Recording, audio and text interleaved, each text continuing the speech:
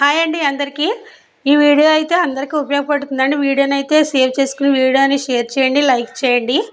ముందుగా అయితే నేను ఇక్కడ ఒక చాకునైతే ఇలా వేడి చేసుకోవాలండి గ్యాస్ మీద. మన దగ్గర ఖాళీ బాటిల్, వేస్ట్ బాటిల్ ఉంటాయి కదండి.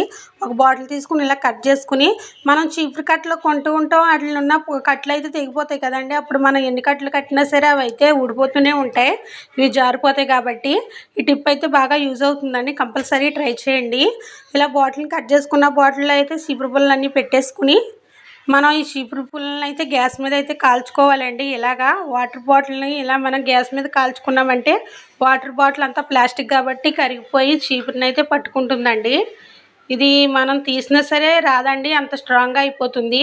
ఇలా కాల్చేటప్పుడే మనం ఒక మసిగుడ్డ ఇచ్చుకుని ఇలా నొక్కేసుకుంటూ ఉన్నామంటే దగ్గరగా అయిపోతుందండి. ఇలా ఒక చీపురు పుల్ల కూడా ఊడదండి, చాలా స్ట్రాంగ్గా అయితే ఉంటుంది. చూసారు కదా, చేతులు కాల్చుకోకుండా అయితే జాగ్రత్తగా అయితే వీడియోని చేయండి.